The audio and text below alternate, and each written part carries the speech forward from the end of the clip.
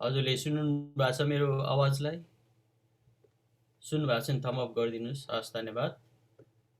परमेश्वरलाई महिमा होस्। आजको दिनमा हामी फेरि उहाँको महिमाको निम्ति उपस्थित हुन पाएका छौँ अनि प्रभुलाई हामी आदर इज्जत दिन्छौँ नै अवश्य पनि। परमेश्वरलाई महिमा होस्। यो समय मैले तपाईँहरूको बिचमा उहाँको जीवित सन्देशबाट केही कुराहरू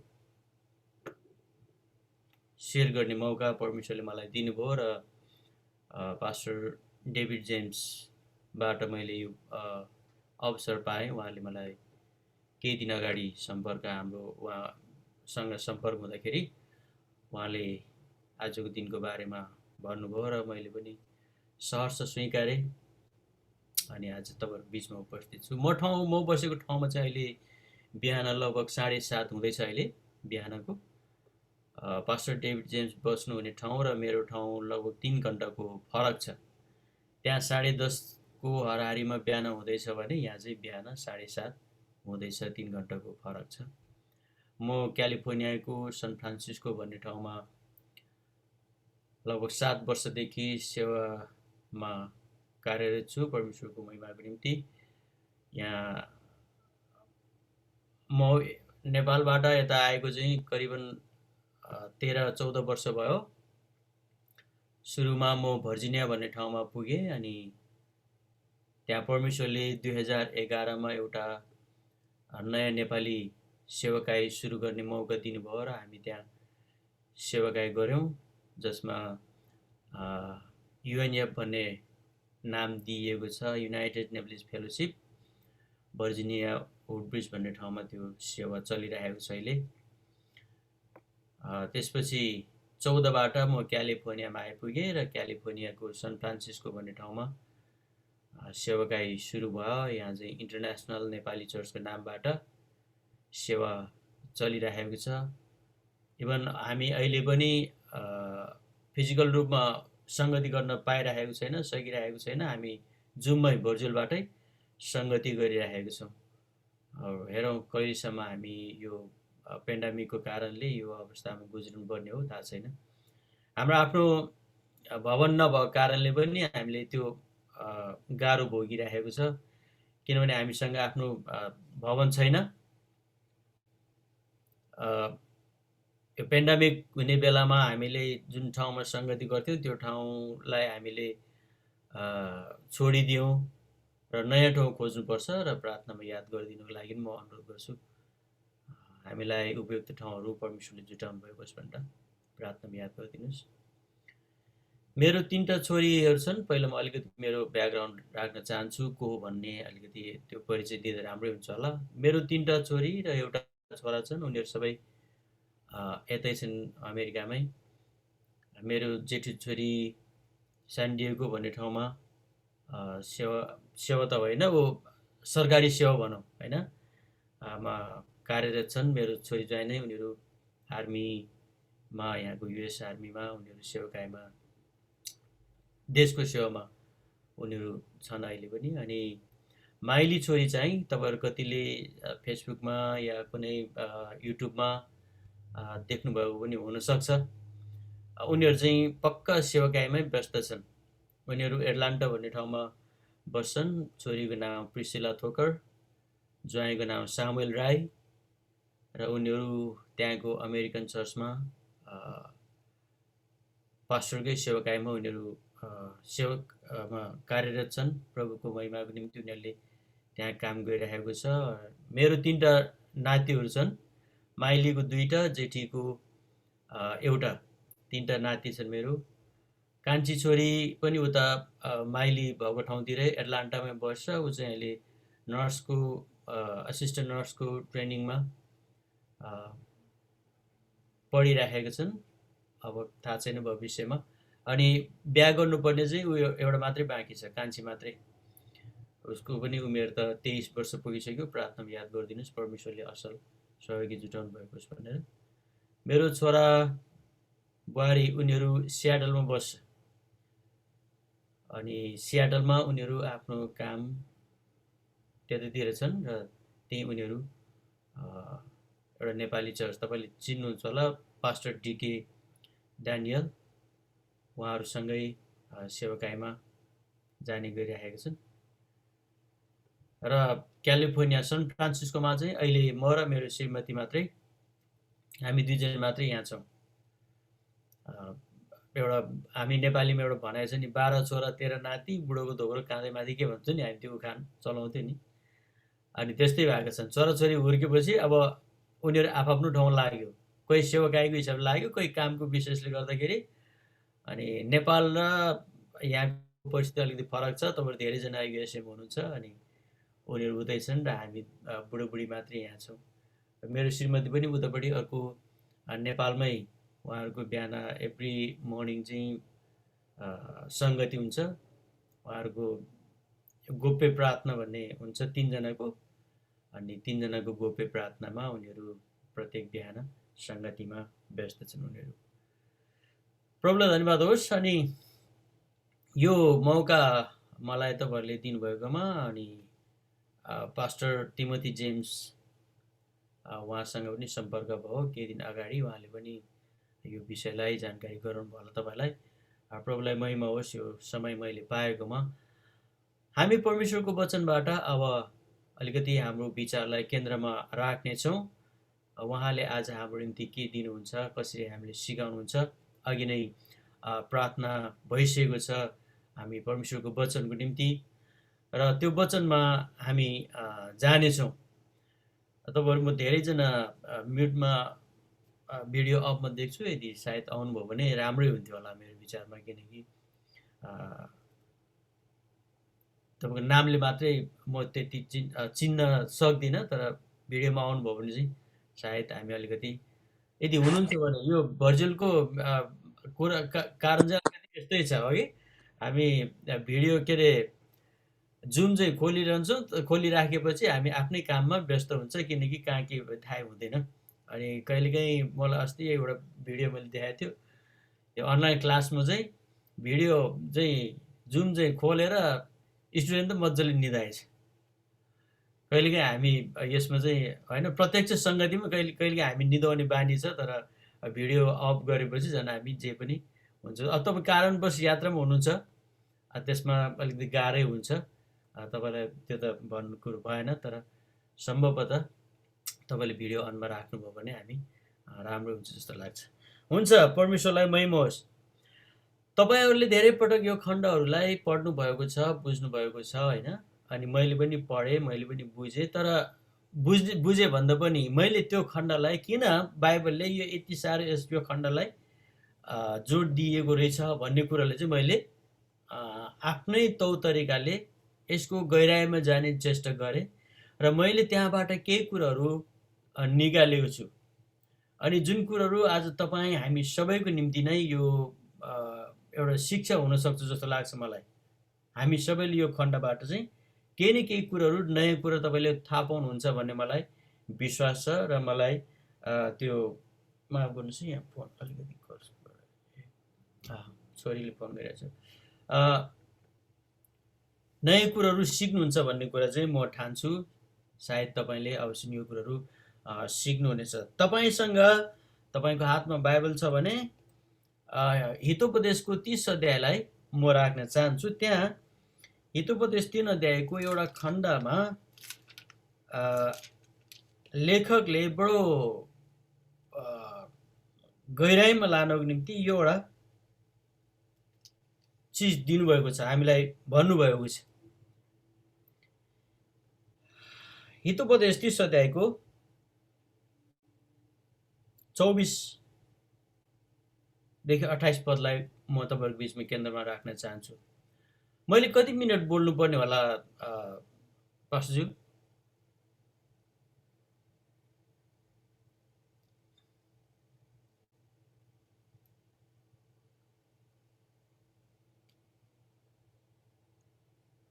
उहाँ पनि कतै छोडेर जानुभएको हो कि?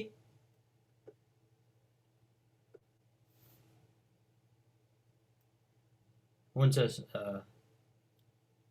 के भन्छ, एउटा काग कराउँदै गयो, पिना सुक्दै गयो हुन्छ नि। उहाँ सायद त्यस्तै हुनुभयो होला, फोन छोडेर कतै जानुभएको जस्तो लाग्यो। हुन्छ, म आधा घन्टा 45 मिनटमा यो कुरोहरू तपाईँहरूको बिचमा राखेर यो सेवालाई अन्त्य गर्न चाहन्छु।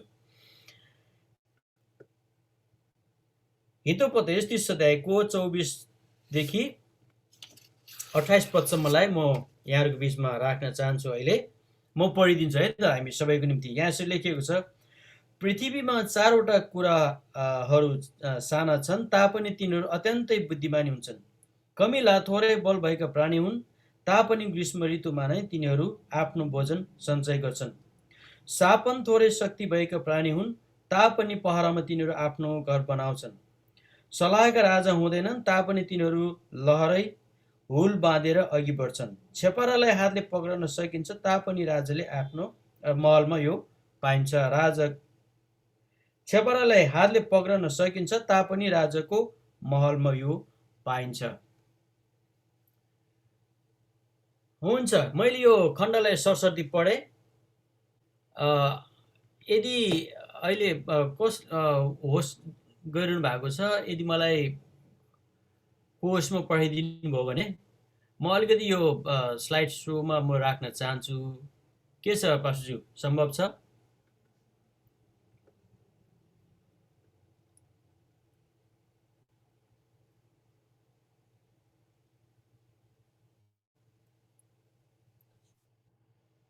पास्टर बाबा, तपाईलाई मैले अघि नै को होस्ट बनाइदिइसकेको छु। ए ल, धन्यवाद। हस् है त, हुन्छ। म यो कुरालाई अलिकति तपाईहरूलाई हामी सबैलाई बुझ्नको निम्ति पनि यो खण्डबाट म स्क्रिन सेयर गर्नेछु तपाईँहरूको बिचमा।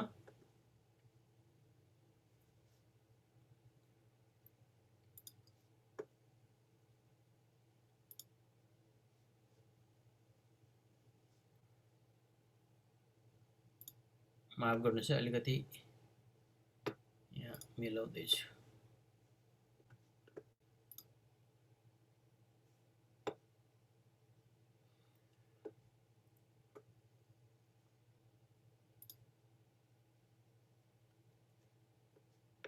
हुन्छ, यो तपाईँले देखिरहनु भएको छ?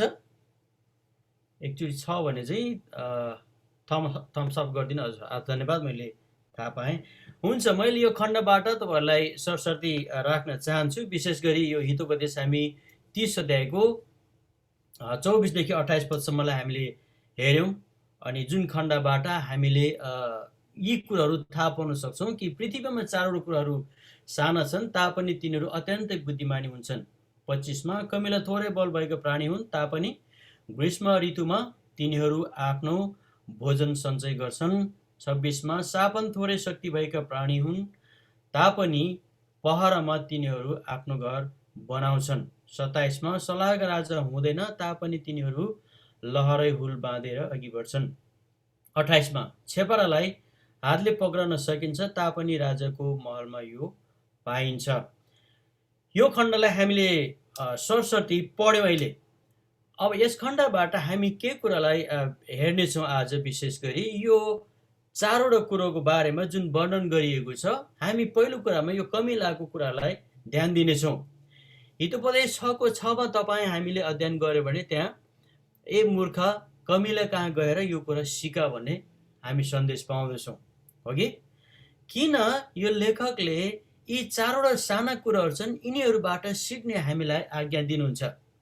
अनि यो लेखकको बारेमा म त्यति जान चाहन्न, किनभने हामी सबैलाई थाहा छ हितोपदेशको पुस्तक चाहिँ एउटा ज्ञानले भरिएको पुस्तक, जसलाई हामी सबैको निम्ति यसमा कसैलाई छुट्याइएको छैन। कोही पास्टरको निम्ति मात्रै, कोही लिडरको मात्रै, कोही चाहिँ यो विश्वासीको निम्ति यो भनेर त्यहाँ दिइएको छैन।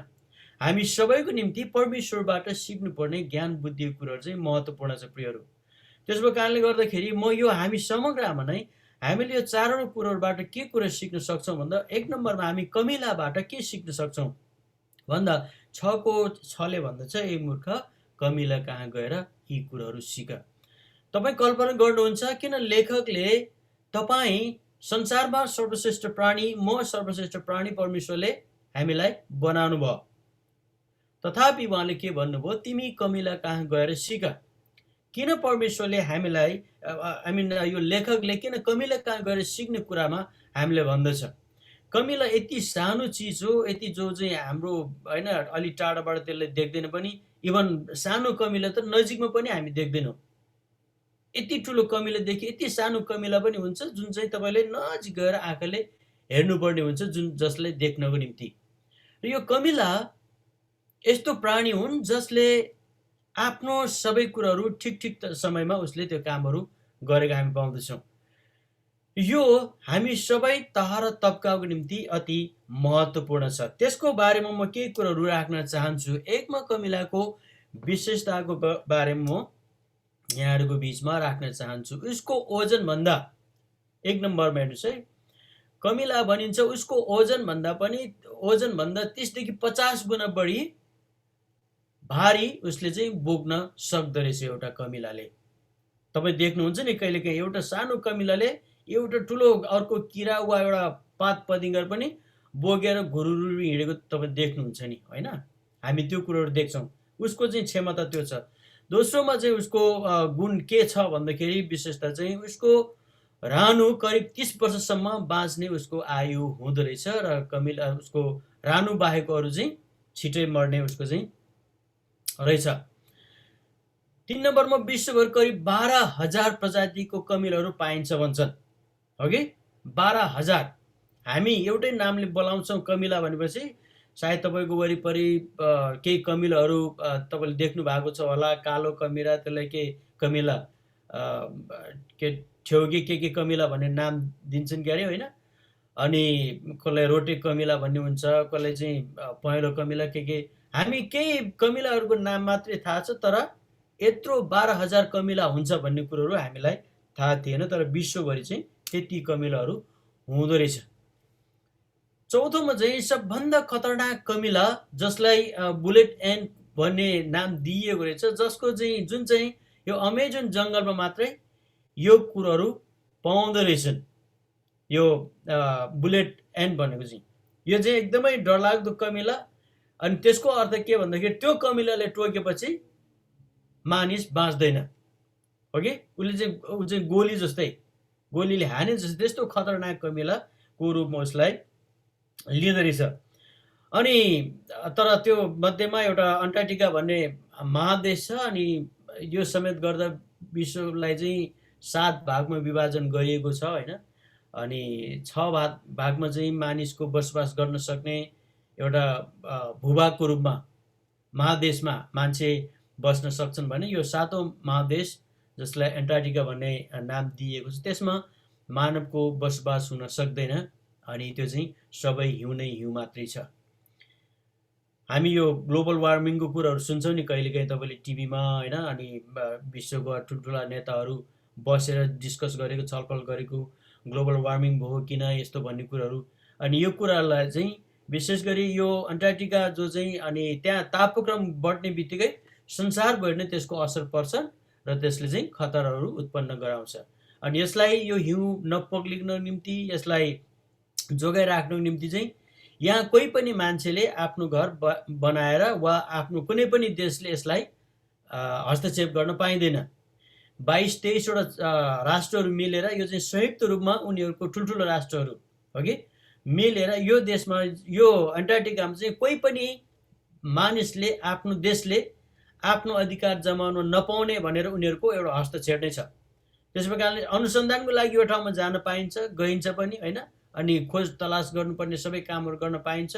तर त्यहीँ गएर यो चाहिँ मेरो देशको हो भनेर कसैले पनि यसलाई हस्तक्षेप गर्न नपाउने नीतिहरू उहाँहरूले अख्तियार गरेको कारणले गर्दाखेरि यसमा मानिसहरूको आफ्नो घर छैन। अनि कुनै पनि देशले यो चाहिँ मेरो हो भन्न नपाइने अवस्थामा छन्। कमिला अनि त्यो ठाउँमा चाहिँ भने कमिला पाइँदैन भनेर अनुसन्धानकर्ताहरूले यसलाई चाहिँ लेखिएको छ, हो कि? किनकि त्यहाँ चाहिँ सबै हिउँ नै हिउँ भएको र चिसोको कारणले त्यो ठाउँमा पाइँदैन। अनि विश्वको सबैभन्दा ठुलो जङ्गल अमेजन जङ्गल, तपाईँले 2-3 वर्ष अगाडि सुन्नुभयो, त्यहाँ चाहिँ आग लागि हुँदा विश्व नै, आकाश नै धमिलिएको तपाईँले महसुस गर्नुभएको होला, होइन? अनि त्यो एउटा घनाघोर जङ्गल, सबैभन्दा ठुलो जङ्गल, अनि त्यो जङ्गलमा मात्रै यो कमिला पाइन्छ भनेर भन्दो रहेछ। र मैले अनि यो कुरो किन लेखकले कमिला कहाँ गएर सिक्ने भन्ने कुरोहरू जब बुझ्दै जाँदाखेरि चाहिँ यी कुरोहरू विशेष गरी मैले थाहा पाएँ होइन। अनि उसले आफ्नो क्षमताभन्दा 50औं गुणा बढी भारीहरू चाहिँ उसले बोक्न सक्ने क्यापेसिटी राख्दो रहेछ। अनि त्यति मात्रै नभएर उसले चाहिँ आफ्नो सबै कुराहरू कतिखेर के गर्नुपर्ने, जस्तो बर्खायाममा अहिले त्यति त हामी देख्दैनौँ नि कमिला होइन, उनीहरू जमिनभित्रै बसिरहेको हुन्छ। उनीहरू आफ्नो ठाउँ घर पहिल्यै व्यवस्था, अब यो समय आउनुभन्दा अगाडि नै घरमा भनौँ न, यो उनीहरूको यो पानीले घर बिगार्नुभन्दा अगाडि नै उनीहरू आफ्नो व्यवस्था चाहिँ पहिला नै गरिरहेको कारणले उनीहरू जमिनभित्र बस्छन्। उनीहरू त्यो कति समयसम्म उनीहरू बस्नुपर्ने, त्यसको लागि सबै अन्न जोहरू उनीहरू पहिला नै गरेर बसिरहेको हुँदो रहेछ। अनि यो कमिला किन यति सानो र यति बुद्धिमानी छन् भन्ने कुराहरू यो लेखकले सायद उसैले पनि अनुसन्धान गरेर यो कुराहरू पत्ता लागेको हुनसक्छ कि कमिला सानो प्राणी हुन् तर उनीहरू बुद्धिमानी छन्। अब लेखकले हामीलाई त्योसँग तुलना गरिएको छ हितोपदेश 6 पदमा कि ए मूर्ख, तिमी कमिला कहाँ गएर सिक। किन कमिला कहाँ गएर सिक्ने भन्ने कुरालाई हितोपदेशले बडा हामीलाई जोडसँग दिइएको छ। म त्यसलाई पाठ गरिदिनेछु 6 पदमा। ए अल्छे, कमिला कहाँ गएर त्यसको चाल ढङ्ग हेर र बुद्धिमानी बना भनिएको छ। हो कि त्यसको चाल ढङ्ग हेर। अब मैले यसमा धेरै अरू कुराहरू छन्, कमिलाको आफ्नो विशेषताको कुराहरू होइन। उसको हामी बाहिरबाट हेर्दा आँखा त देखिन्छ तर उसको उसको आँखाले देख्दैन। हामीले चाहिँ उसको आँखा जस्तो देखिन्छ तर त्यो चाहिँ उसको खालि हामी कागजमा कोरेको जस्तो मात्रै रहेछ। उसको आफ्नो आँखाले त्यो कुराहरू देख्दैन। सुँगेको भरमा उनीहरू बाटो पत्ता लगाउने होइन, अनि उनीहरूको के अरे आफूभन्दा अगाडिको कता जाँदैछ भन्ने कुरो चाहिँ उनीहरूको त्यो हामी अहिले जुन सेन्सरको जमाना भन्छौँ नि होइन, सेन्सरले केही कुरा जस्तो फोन एउटा हामी त्यो केही अहिले हामी जसरी बोलिरहेको छौँ, मेरो डाइरेक्ट आवाज तपाईँले सुन्नुहुन्न तर यो भित्र कम्प्युटरमा गएर त्यो एउटा डाटा के इन्टरनेट भन्ने नामहरू दिएर त्यो मार्फत तपाईँले बोलेको म सुन्छु, मैले बोलेको तपाईँ सुन्नुहुन्छ। इभन सुन्ने मात्रै नभएर हामी प्रत्यक्ष के अरे अनुहार पनि फेस टु फेस हेरेर हामी कुरो गरिरहेको छौँ अहिले। अनि यस्तै पाराले कमिलाको पनि एकले अर्कोलाई चिन्नको निम्ति चाहिँ उनीहरूको त्यस्तो किसिमको एउटा माध्यम छन् जसले गर्दाखेरि उनीहरू एकले अर्कोलाई चिन्न सक्ने, देख्न सक्ने या थाहा पाउन सक्ने, खानेकुराहरूको सबै कुराहरू गर्न सक्ने अवस्था उनीहरूमा हुँदो रहेछ। अब यो महत्त्वपूर्ण कुरा किन हामीलाई सन्देश दियो त? हो कि लेखकले किन यो कुरामा हामीलाई जोड दियो त? किन त्यस कहाँ गएर सिक्ने भन्ने कुराहरू किन दियो भन्दाखेरि प्रियहरू, हामी परमेश्वरको सर्वश्रेष्ठ प्राणी हो कि सबैभन्दा उत्तम रूपमा परमेश्वरले हामीलाई सृष्टि गर्नुभएको छ र त्यो प्राणी हामी आफै कोही पनि मान्छे, एकजनले यसरी भनिएको छ, अनि त्यो व्यक्ति संसारको एउटा नोबेल विजेता व्यक्ति हो होइन, जसको नाम रसल के समथिङ त्यस्तो व्यक्ति छ। उसले के भनेको छ भने men are not born stupid भन्दो रहेछ क्या, when they are stupid by education रे। मानिस मूर्खतामा जन्मिँदैन तर शिक्षाले गर्दा मानिस मूर्ख हुन्छ अरे। अनि त्यो के भन्न खोजेको भनेर जब म आफैले यसो बुझ्दाखेरि, मानिस जब जब पढ्दै जान्छन्, जब जब त्यो कुराहरूको शिक्षा हासिल गर्दै जान्छन्, त्यसपछि उनीहरूले आफ्नै किसिमले त्यसको चाहिँ भित्री कुराहरू थाहा पाउने र कहिलेकाहीँ उनीहरू आफैले आफ्नै हिसाबको चाहिँ त्यसको त्यो भित्रमा भएका कुराहरूलाई आफ्नै किसिमले व्याख्या गर्ने र आफ्नै हिसाबले अगाडि बढ्ने हुँदो रहेछ। तर परमेश्वरको वचनले हामीलाई के कुरामा जोड दिन्छ भन्दाखेरि, परमेश्वरमा आफ्नो आस्था भरोसा भएको मानिस समुदायको निम्ति त्यो कमिला कहाँ गएर सिक, ताकि तिमीहरूले आफ्नो जीवनमा परमेश्वरको महिमाको निम्ति के असल छ, के उत्तम कुरा छ, त्यो कुरालाई थाहा पाउनलाई यो चाहिँ महत्त्वपूर्ण छ। इभन तिमीले त्यो कमिला कहाँ गएर सिक। हामी कहिलेकाहीँ एउटा परिवारभित्र बस्दाखेरि पनि हाम्रो बोलीचालीमा, हाम्रो घरभित्रको कुराहरूमा पनि हामी कहिलेकाहीँ यी कुराहरूलाई थाहा ध्यान दिइरहेको हुँदैन हो कि, जसले गर्दा हामी आफैले कहिलेकाहीँ आफ्नो बोली आफ्नै निम्ति भार हुन्छ नि होइन। अनि त्यो कुराहरू हुन सक्दो रहेछ। त्यसले गर्दा कमिलाबाट हामीले सिक्नुपर्ने धेरै कुराहरू छन्। कोही मान्छे कस्तो महसुस गर्छ भन्दाखेरि, भोलि के हुन्छ थाहा छैन, हो कि? भोलि के हुन्छ थाहा छैन, आजै हो भन्ने हामी ठान्छौँ। तर परमेश्वरको वचनले हामीलाई त्यो भन्दैन। अनि अर्को एकजना प्रभुको दासले के भन्नुभएको छ भने, दुईवटा कुरोहरू हामीले ध्यान दिनुपर्ने कुरोहरू प्रश्न पार्नुभएको छ, हाम्रो आत्मिक जीवन र शारीरिक जीवनको निम्ति। के भन्नुभएको छ भन्दाखेरि, हामी आत्मामा चाहिँ कस्तो महसुस गर्नुपर्छ भन्दाखेरि चाहिँ, म भोलि नै मरिहाल्यो भने के हुन्छ भन्ने एकदमै त्यो बी प्रिपेयर भन्छौँ नि हामी, जहिले पनि तयारी भएर बस्नु निम्ति, परमेश्वरसँग जानको निम्ति चाहिँ जहिले पनि तयार भएर बस्नु। यदि भोलि म मऱ्यो भने स्वर्ग जान्छै गइँदैन भन्ने कुराले चाहिँ बडो गहिरोसँग हामीले बुझ्नुपर्छ। त्यसको कारणले गर्दाखेरि हामी सधैँभरि चाहिँ तयार हुनको निम्ति, यदि म भोलि मऱ्यो भने के हुन्छ, हो कि? तपाईँ कोही नेपालमा हुनुहुन्छ, कोही यता हुनुहुन्छ होइन, तपाईँ भोलि नेपाल जाँदै हुनुहुन्छ वा नेपालबाट अमेरिका आउँदै हुनुहुन्छ भने तपाईँ आज चाहिँ अरू बेला जस्तो आनन्द सुत्नै हुन्न क्या, तपाईँको मनले मान्दैन।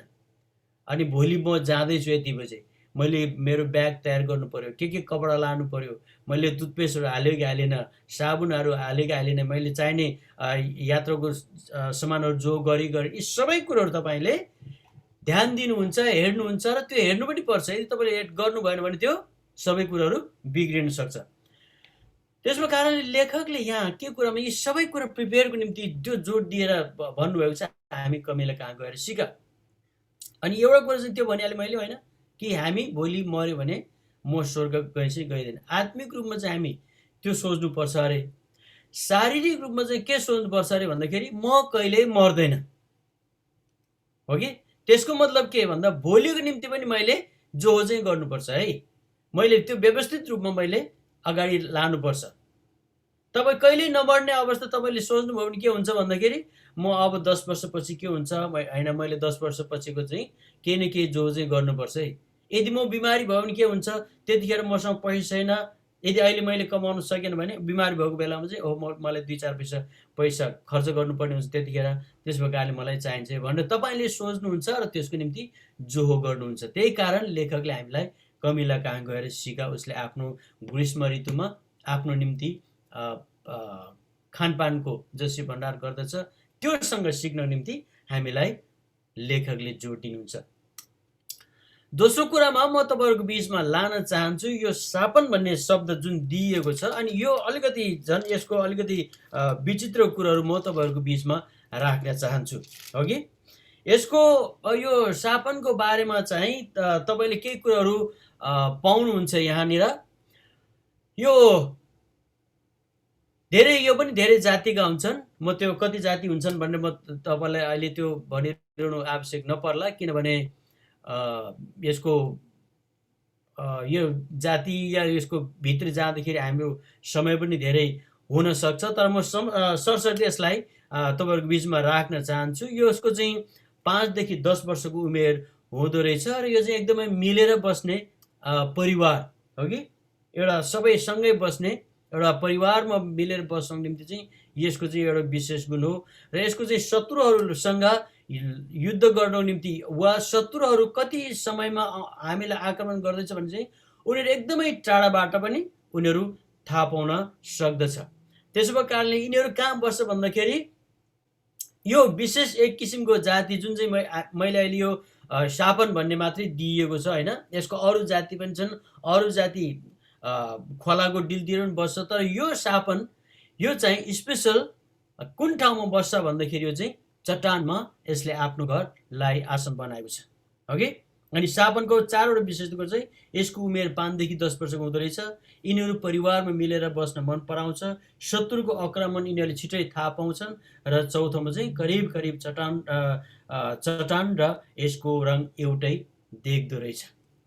अनि यो 4वटा विशेषता भएको यो शापनमा के कुरा चाहिँ प्रश्न छ भन्दाखेरि यो 4वटाले यसलाई जहिले पनि आफू को हुँ र किन यो चट्टानमा बस्छ भन्ने कुरा चाहिँ यसले हामीलाई त्यो कुराहरू सिकाउँदो रहेछ। अब यसको उमेरसँग हामी सरकार नराखौँ, तर यिनीहरू के हुन्छ एउटा मिलेर बसेको परिवारमा यिनीहरू हामी पाउँदो रहेछ, हो कि? उनीहरू सबै सँगै बस्ने।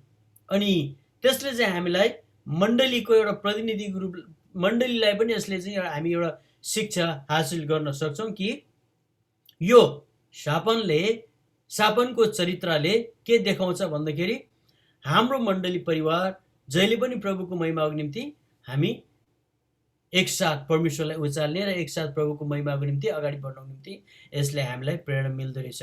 शत्रुहरूको सामना गर्न सक्ने र शत्रुहरूको आक्रमणलाई यिनीहरू टाढैबाट थाहा पाउँदो रहेछ। अनि यिनीहरू त्यो आकाशमा यिनीहरू सबभन्दा ठुलो शत्रु चाहिँ को हो? चिल हो कि आकाशमा उड्ने चिल। त्यो बाहेक यिनीहरूलाई अरू कुनै पनि कुराले आक्रमण गर्न सक्दैन, किनकि यिनीहरूको बसोबास कहाँ हुन्छ? तपाईँलाई मैले यहाँ चित्रमा देखाएको छु हो कि यो ठुलो चट्टानको बिचमा एउटा सापन त्यहाँ कुनामा बसिराखेको छ। अनि त्यसमा अब कुनै पनि जीव जनावरहरू त्यहाँ प्रवेश गर्नै सक्दैन, जानै सक्दैन हो कि इभन सर्प पनि त्यहाँ जान सक्दैन, किनकि त्यो एउटा चिज खानको निम्ति तल जमिनबाट कहाँ माथि जानुपर्ने र माथिबाट तल आउनुपर्ने सर्पमा त्यो होइन सम्भवै हुँदैन। तर यिनीहरूको शत्रु चाहिँ को भन्दा चिल, जो चाहिँ माथि आकाशमा उड्छ अनि एकदम माथिबाट नि यिनीहरूले देख्छ। तर त्यो माथि उडेको चिललाई पनि यिनीहरूको त्यो एक किसिमको सेन्सले उनीहरूले थाहा पाउँछ कि अब हाम्रो निम्ति चाहिँ आक्रमण हुनसक्छ है भनेपछि यिनीहरूले त्यहाँ आफ्नो सुरक्षाको निम्ति त्यो चट्टानभित्र लुकिहाल्छ। झट्ट तपाईँले हेर्दा यसलाई मुसा जस्तो पनि देख्नुहुन्छ होइन, अनि न्याउरी मुसा जस्तो पनि देख्नुहुन्छ। यिनीहरूको के अरे गोत्र के भन्छ नि हाम्रो जातिमा चाहिँ त्यस्तो लगभग एउटै हुन्। तर यो एक किसिमको सापन चाहिँ यो जमिनमा पनि बस्दैन, अरू जङ्गलको बिचमा पनि बस्दैन, तर यो चाहिँ स्पेसल चट्टानमा बस्ने भएको कारणले गर्दाखेरि बाइबलले त्यो क्याटेगोरीले नै यसलाई छुट्याएर लेखकले सापनको बारेमा भनेर चर्चा गरिएको छ। यो चाहिँ चट्टानमा बस्दछ।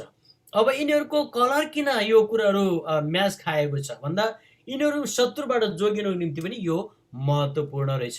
अब यहाँ म परमेश्वरको वचनबाट यो खण्डसँग अलिक मेल खाने कुरा राख्न चाहन्छु कि परमेश्वरको देखासेखी गर्नेहरू हौ। एफिसी 5:1 पदमा यो कुरालाई प्रष्ट राखिएको छ कि परमेश्वरको देखासेखी गर्नेहरू। त्यसको अर्थ के? परमेश्वर कस्तो हुनुहुन्छ, परमेश्वरको स्वभाव हामीले कसरी थाहा पाउने, अनि उहाँको देखासेखी गर्ने माध्यम के भन्दाखेरि हामीलाई परमेश्वरले आफ्नो अनुहार चाहिँ आफ्नो स्वभाव चाहिँ धर्मशास्त्र बाइबल दिनुभएको छ। अब धर्मशास्त्र बाइबलले के भन्दछ? हामी हाम्रो चालचलन, हाम्रो स्वभाव, हाम्रो हिँडाइ खवाइ लवाइका कुराहरूमा हामी कसरी अगाडि बढ्ने भन्ने कुरालाई बाइबलले हामीलाई प्रष्ट दिएको छ। तिमीहरू चाहिँ संसारसँग एउटै चालको नहौ होइन, संसारमा भएको कुराहरू जस्तो भएका मानिसहरू जस्तो तिमीहरू नहिँड। अनि बाइबलले हामीलाई के कुरा सिकाउँछ भन्दा तिमीहरू असल हौ, इमान्दार हौ। अनि गलाती 5:22-23 हामी त्यो हेऱ्यौँ भने परमेश्वरले हाम्रो निम्ति आत्मिक वरदानको कुराहरू दिनुभएको छ। हाम्रो चरित्र निर्माणको कुराहरू एफिसी 4:8 पदमा हेऱ्यौँ भने जे कुरा असल छन्, चोखा छन्, मन पर्दछन् अनि जे कुराले हाम्रो निम्ति भलाइ गर्छ ती कुराहरूको पछि लाग भनेर हामीलाई त्यहाँ प्रश्न भनिएको छ। भन्दा हामी आफ्नो जीवनमा के कुरा असल छ त्यो कुरा लाग्ने भन्दाखेरि परमेश्वरको चरित्र चाहिँ त्यस्तो छ। प्रियहरू, परमेश्वर असल हुनुभएको कारणले गर्दाखेरि हामी पनि उहाँ जस्तै हुनको निम्ति के गर्नु पर्यो? उहाँको देखासेखी गर्नेहरू हुनु पर्यो। जसरी यो सापन चट्टानसँग मिल्दोजुल्दो देखिन्छ र परमेश्वरको स्वभाव त्यस्तो भएको कारणले गर्दा हामी पनि उहाँ जस्तै हुनको निम्ति हामीले कोसिस गर्नै पर्छ। अनि त्यति मात्रै नभएर भजन सङ्ग्रहले हामीलाई के भन्नुहुन्छ? लेखकले भन्नुहुँदाखेरि 18:2 कि परम प्रभु मेरो चट्टान हुनुहुन्छ हो कि उहाँ चट्टान हुनुभएको कारणले गर्दाखेरि हामीले अरू कुनै पनि डर मान्नु पर्दैन। यदि परमेश्वर मेरो तर्फ हुनुहुन्छ भने म कसको डर मान्ने हो कि? अनि यो खण्डले पनि हामीलाई त्यो प्रेरणा मिल्दछन् प्रियहरू। अनि यो विशेषता भएका कारणले नै हितोपदेशले लेखकले यो कुरालाई जोड दिनुहुन्छ। यी कुरोहरूको बारेमा तिमीहरूले विचार गर, चर्चा गर अनि यी कुरोहरूबाट तिमीहरू सिक। यिनीहरू साना छन्, पृथ्वीमा एकदमै नगण्य अवस्थामा छन्, तर यिनीहरूको आफ्नो विशेषता कति धेरै छ त्यो चाहिँ महत्त्वपूर्ण छ। हेर्दाखेरि यो मुसा जस्तो, अनि यसलाई चाहिँ अङ्ग्रेजीमा एउटा नाम दिएको रहेछ, यो चाहिँ रक बेन्जर भनेर। अनि यो चाहिँ एक किसिमको जाति भएको कारणले गर्दाखेरि यसले चाहिँ जहिले पनि आफ्नो जीवनमा गर्ने सबै कामहरू चाहिँ यिनीहरू त्यही चट्टानको वरिपरिबाट जोहो गर्दो रहेछ। अनि यो रक बेट्चर जसले चाहिँ हाम्रो निम्ति पनि एउटा सन्देश दिँदछ कि यिनीहरूबाट हामीले सिक्ने कुरा के साना छन् तर महत्त्वपूर्ण छ भन्ने कुरालाई यसले जोड दिएको छ। म अर्को विषयमा सरसर्ती जान चाहन्छु। अब यहाँ चौथो कुरामा चाहिँ सल्लाहको बारेमा दिएको छ। म यहाँ धेरै गहिरेर बोल्नु पर्ला जस्तो लाग्दैन। हामी सबैलाई थाहा छ केही वर्ष अगाडि नेपालमा यसले पनि ठुलो तहल्का मचाइएकै हो। अनि अब हामी नयाँ नियममा आएर योहन्नाले लुगा र खानेकुरा चाहिँ के थियो भन्दाखेरि सल्लाह। हामी हेर्दा गाउँघरमा चाहिँ फट्याएर भन्छौँ नि होइन। अनि योहन्नाले के गर्थ्यो भने उसको चाहिँ लुगा चाहिँ होइन र खानेकुरा चाहिँ उसको चाहिँ के थियो भन्दा सल्लाह र वनमहलको कुराहरू खाएको कुराहरू उसले प्रयोग गरिएको छ। तर हामी अहिले यो कुराहरू खाँदैनौँ। तर परमेश्वरको वचनले हामीलाई के कुरा जोड दिन्छ यो सल्लाहलाई एउटा विशेष किसिमको हामी योबाट सिक्न सक्छौँ। सल्लाहको ठुलो बथान हुन्छ अनि ऊ कहिले पनि 100मा 1000मा पनि ऊ सीमित भएर हिँड्दैन। अनि उसले जब यो सल्लाह चाहिँ एक ठाउँदेखि अर्को ठाउँमा जाने क्रममा बाटोमा जे पर्छ हरियाको कुराहरू विशेष गरी बाली नालीको कुराहरू यसले सुहानै पार्छ। अनि यसको बारेमा बाइबलले के भन्छ म एक दुईवटा पदलाई मात्रै तपाईँहरूको बिचमा राख्न चाहन्छु। यो सबै कुराहरू के अरे खालि यहाँ सरस्वती मात्रै म राख्न चाहन्छु। प्रस्थान 10 अध्याय भनेपछि तैँले मेरो प्रजालाई जान दिनलाई इन्कार गरिस् भने भोलि म तेरो सिमानाभित्र सल्लाहहरू ल्याउनेछु। ओके। अनि यसको सङ्ख्याको बारेमा यति डरलाग्दो छ तर पनि यसको महत्त्वपूर्ण कुरा चाहिँ के भन्दा रानु हुँदैन यसको या यसको चाहिँ अगुवा हुँदैन। हामीले ध्यान दिनुपर्ने कुरा। अब प्रभु येशू ख्रीष्टले तपाईँले नयाँ नियममा 26 अध्यायतिर हेर्नुभयो भने मत्तीको पुस्तकतिर प्रभु येशू ख्रीष्टले त्यहाँनिर एउटा कुरा के भन्नुभएको छ भने आज मलाई थाहा छैन तपाईँले कसरी यदि तपाईँले त्यो शब्दहरूलाई प्रयोग गरिनु भएको छ माफ गर्नु होला। मलाई त्यो कुराहरू मन फिटिकै पर्दैन भन्ने कुराहरू होइन। तर प्रयोग गर्नेलाई नगर्नु भन्न पनि म सक्दिनँ। तर हामीले चाहिँ परमेश्वरको वचनमा हेर्दाखेरि चाहिँ त्यो कुरादेखि अलिकति नमिलेको जस्तो मलाई भान हुन्छ। जस्तो हामी चर्चहरूमा पास्टरलाई गुरुबा भनेर हामी जुन सम्बोधन गर्छौँ कहिलेकाहीँ होइन। यो गुरुबा भन्ने चाहिँ प्रभु येशू ख्रीष्टले भन्नुभयो तिमीहरूको संसारमा कोही पनि गुरु छैन। हो कि केवल गुरु चाहिँ प्रभु मात्रै हुनुहुन्छ, परमेश्वर मात्रै हुनुहुन्छ। तिमीहरू संसारमा त दाजुभाइ हो, एकले अर्कोलाई सेवा पुर्याउने हुनसक्छ, अगुवा हुनसक्छ। हामीलाई बाइबलले एउटा नाम चाहिँ के दिएको भन्दाखेरि पास्टर। पास्टर चाहिँ सेवक हो फेरि। हो कि सेवा गर्ने एउटा नेतृत्व गर्ने व्यक्तिलाई पास्टर भन्ने शब्द दिएको छ। आज पास्टर बाहेक पनि अरू मानिसले विभिन्न शब्दहरू प्रयोग गरिएका छन्। सङ्घ संस्थासँग आबद्ध भएको मान्छेहरूलाई रेभरेन्ड भन्ने शब्दहरू दिएको छ। अनि मैले त्यो विषयमा के विगत मान्छेहरूलाई सोधेँ यो रेभरेन्ड भन्ने शब्द चाहिँ कहाँबाट आयो, बाइबलमा त्यो शब्द छैन भन्दा उहाँले भन्नुभयो यो चाहिँ संसारमा काम गरेको कारणले अलिकति एउटा उपाधि दिएको, इज्जत दिएको भन्ने कुराहरू गर्नुहुन्थ्यो। अब म यो कुरामा बहस गर्न चाहन्न। तर मैले भन्न खोजेको चाहिँ के भन्दाखेरि हामी संसारमा जो जति छौँ हामी सबै परमेश्वरको आराधना गर्नको निम्ति निर्माण गरिएको आराधकहरू हो। कि अनि मण्डलीमा तह तब्का भन्ने कुरो चाहिँ त्यो पास्टर दिएको छ, एल्डर डिकन दिएको छ, अनि सेवकहरू दिएको छ, अनि हामी मण्डली परिवार दिएको छ। हाम्रो गुरु कोही पनि हुँदैन। इभन यो सल्लाहको गुरु संसारमा छैन, यिनीहरूको अगुवा छैन। यिनीहरू सबै तर के हुन्छ एक एउटा हुल बाँधेर हिँड्छ, सँगै हिँड्छ यिनीहरू। अनि यिनीहरूले अनि एउटा अनुसन्धानले के दिएको छ भने यिनीहरूको एक चरण दौडेर खाँदाखेरि यिनीहरू ग्रुपले खाने आहार कति खान्छ तपाईँलाई थाहा छ? 2500 मान्छेलाई खाना पुग्ने आहार चाहिँ यसले हाम्रो निम्ति विशेष गरी हो कि हामी यो एउटा झुन्डामा यिनीहरू हिँड्छन् र त्यो झुन्डामा हिँड्दै गर्दाखेरि चाहिँ अनि यिनीहरू दोस्रो चाहिँ के मैले राखेको छु भन्दाखेरि यिनीहरू खाँदै र छेड्दै पनि गर्छन्। यिनीहरू खाएपछि अब मानिस एक खाएपछि 3-4 घन्टा मिनिमम होइन, अब चाहिँ भोक लागेको छैन हामी बस्छौँ। तर यिनीहरू त्यस्तो हुँदैन रहेछ। यिनीहरू खाँदैछन्, पछाडिबाट यिनीहरू छोड्दै जान्छन् अनि माथिबाट हाल्दै जाने पानी जस्तो क्या बगिरहने। त्यसले त्यसो भएको कारणले गर्दाखेरि भनिन्छ एक दिनमा यिनीहरूले 3 देखि 4 पाउन्ड पात पदिङ्गरहरू हरि यिनीहरूले मनपर्ने कुरो चाहिँ एउटा सल्लाहले त्यति खाँदो रहेछ। किनकि त्यो जातले त यसको स्वभावले त्यति खानु नपर्ने हो, तर यिनीहरूले चाहिँ त्यो त्यसरी खाँदै, किनकि खाँदै छोड्दै गर्ने।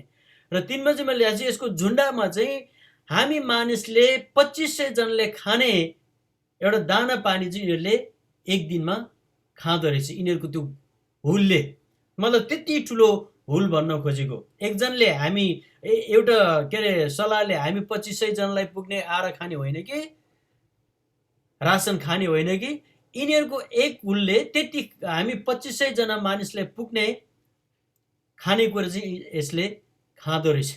भनेपछि कति ठुलो हुल हो। अनि बाइबलले किन यो कुरा राखेको छ भन्दाखेरि यो एक दुईवटा भएको भए राख्दैन थियो होइन। यिनीहरूको यति ठुलो बथान भएको कारणले गर्दाखेरि प्रस्थान 10 मा फिराउनको दरबारमा यो कुराहरू पठाउने कुरा परमेश्वरले मोसाद्वारा जुन कुराहरू दिनुभएको थियो त्यो कुरालाई पुष्टि गरिएको छ। यदि मेरो मानिसलाई जानु दिएनस् भने म तेरो सिमानाभित्र सल्लाहहरू पठाइदिनेछु, ल्याउनेछु, हो कि। त्यो सल्लाह त्यही कारण दिएको रहेछ। अनि यो हितोपदेशमा सानो किन हामी हेर्छौँ रहेछ, सानो कुरा छ तर सिक, अनि यो कुरामा किन परमेश्वरले बुद्धिमानी तुल्याउनु भयो, अनि किन यसको विशेषताहरू लेखकले जोड दिएको रहेछ भन्ने अध्ययन गर्दाखेरि चाहिँ यसको विशेषताहरू यस्तो रहेछ नि त नि, हो कि। किनकि यो चाहिँ सानो झुन्डमा हिँड्ने, ठुलो झुन्डमा हिँड्ने, अनि यसले चाहिँ चाहेको खण्डमा परमेश्वरले भनौँ न होइन, परमेश्वरले पनि यो सल्लाहलाई प्रयोग गर्नुभएको रहेछ। अब हामी परमेश्वरको सेवकहरू, परमेश्वरको जनहरू, हामी कसरी परमेश्वरको महिमाको निम्ति हामीलाई उहाँले चलाउन सक्नुहुन्छ, कसरी उहाँको अगुवाई हामी खोज्न सक्छ। अनि संसारलाई उलट पुलट, प्रेरितको पुस्तकले भन्छ उलट पुलट पार्ने मानिसहरू यता पनि आएका रहेछन्। 16 अध्यायतिर होला मेरो विचारमा, हो कि। उलट पुलट पार्ने मानिसहरू, अनि संसारलाई परिवर्तन गर्नको निम्ति चाहिँ परमेश्वरले आज तपाईँ हामीलाई प्रयोग गर्नुभएको छ।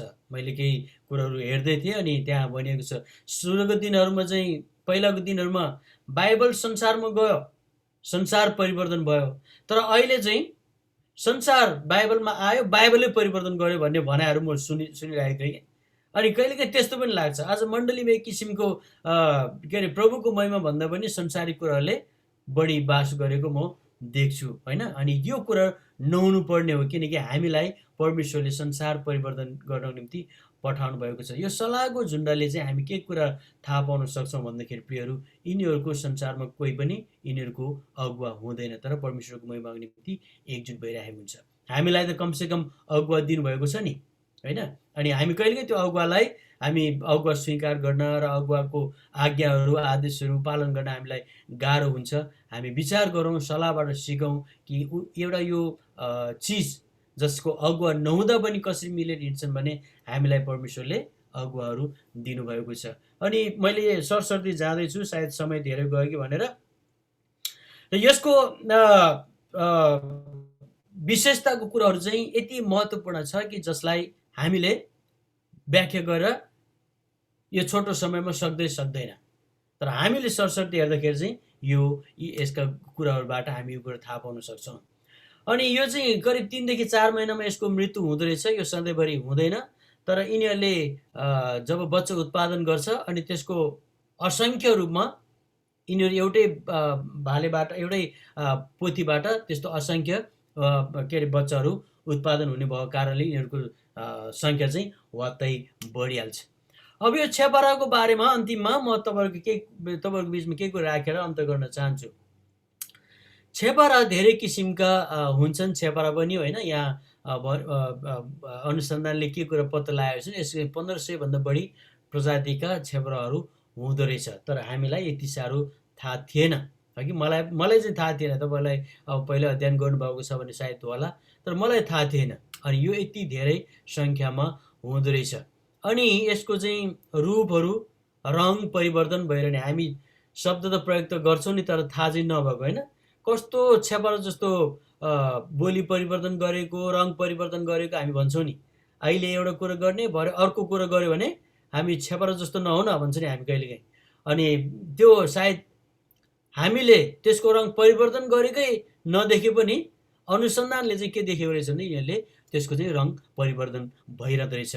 अनि यसको आफ्नो सुरक्षाको एउटा कडीको रूपमा नै यिनीहरूले आफ्नो पुच्छरलाई प्रयोग गर्दो रहेछ। अनि ल त्यसपछि यसको चाहिँ बाइबलले हामीले के भन्दो रहेछ भन्दाखेरि लेवीको पुस्तकमा चाहिँ यो छेपारा चाहिँ अशुद्ध जातमा परमेश्वरले राख्नु भएको छ। अनि हामी सायद यसको मासु खाँदैनौँ। हुन त अहिले भन्न सकिँदैन, तपाईँ हामीले नखानु स्वाभाविक हुनसक्छ होइन। तर अब संसारमा मान्छे अनौठो मान्छेहरू छन्। अब यो कोरोना पनि यो नचाहिने चिजहरू खाएर कोरोना आएको भन्ने पनि छ। अब यो भन्न सकिँदैन, मानिस हो, जुन कुरा नगर्नु भन्छ त्यो चाहिँ गर्न चाहन्छ, तयार हुन्छ, अगाडि हुन्छ। जुन कुरा गर भनेको त्यो कुरा चाहिँ हामीबाट गर्नलाई गाह्रो हुन्छ। कोही देशमा सायद खाए पनि हामी चाहिँ यो कुराहरू खाँदैनौँ, किनकि हामीलाई यो बाइबलले नखानको निम्ति नै आज्ञा दिएको छ। अनि यसको एउटा अब विशेषता चाहिँ मैले एउटा पछि थाहा पाएको चाहिँ फिलिपिन्समा यो छेपारा मार्न पाइँदैन। यदि तपाईँले यसलाई मार्नुभयो भने यसले चाहिँ के हुनेछ, तपाईँ 12 वर्षसम्म जेल सजाय भोग्नुपर्ने रहेछ। हेर्नुहोस् त, हामी जुन कुरोहरू थाहै दिइरहेको हुँदैन, बाइबलले चाहिँ छेपारा हुन्छ, हामी यो त सल्लाह हो भनिरहेको हुन्छ, एउटा मुसा जस्तो किरा हो या जीव हो भनिरहेको हुन्छ हामी होइन। तर किन बाइबलले हामीले यति धेरै विशेषता भएको कुराहरूलाई दिएको छ भन्दाखेरि यसको आफ्नो कारणहरू रहेछन् प्रियहरू, हो कि, जसले गर्दाखेरि हामी सिक्नुपर्ने धेरै कुराहरू छन्। अब यो हामीले हेऱ्यौँ यहाँ अन्तिम पदमा कि छेपारा हातले पनि समात्न सकिन्छ, तर यो राजाको मर्म पनि पाइन्छ। अर्थात् के भन्दाखेरि यो एउटा सामान्य जीव पनि हो, तर यो कहाँसम्म पुग्दो रहेछ भन्दा यो राजाको मर्म पनि हुँदो रहेछ। अनि यसलाई कसैले रोक्न सक्दैन। अर्को एउटा यसको हामी थाहा छ नि, गाउँ हामी बोल्छौँ नि मौसुली भन्छ नि होइन। मौसुली जहीँ पनि गइरहेको हुन्छ र यो सबैले उनीहरूको आफ्नो ठाउँमा यिनीहरू बसिरहेको हुन्छन्। अनि यो त्यो ठाउँमा पनि प्रवेश गर्छन्, जसले गर्दाखेरि यो 4वटा विशेषताको बारेमा हामीले हेऱ्यौँ। यिनीहरूको आफ्नो किसिमको विशेषताको बारेमा हामीले अध्ययन गऱ्यौँ। किन भन्दाखेरि यसले चाहिँ हामीलाई के कुरा प्रश्न पार्यो भन्दा यो धर्मशास्त्र बाइबलले जुन कुराहरू हाम्रो निम्ति राखिएको छ यसको विशेषता अलग्गै छ प्रियहरू, हो कि। त्यसको कारणले गर्दाखेरि 24, 25, 26, 27, 28बाट जुन यो 4वटा कुराहरू वर्णन गरिएको छ, हामीले यसबाट सिक्नुपर्ने कुरा, यसबाट थाहा पाउने कुराहरू चाहिँ के रहेछ, हामी कति महत्त्वपूर्ण रहेछ भन्ने कुरा चाहिँ आज म तपाईँहरूको बिचमा राख्न चाहेको थिएँ। र प्रभुलाई धन्यवाद होस्, मैले यो समय पाएको कारण आज यो एउटा 2-4वटा पदबाट यी 4वटा विषयमा मैले तपाईँहरूको बिचमा प्रश्न पार्ने कोसिस गरेँ। प्रभुलाई धन्यवाद होस्, यहाँले कसरी बुझ्नुभयो। यदि मैले कुनै ठाउँमा गल्ती त्रुटि गरेको छ भने म माफी चाहन्छु। हस्, धन्यवाद। बाँकी समय फेरि म सञ्चालकज्यूलाई दिन चाहन्छु। जय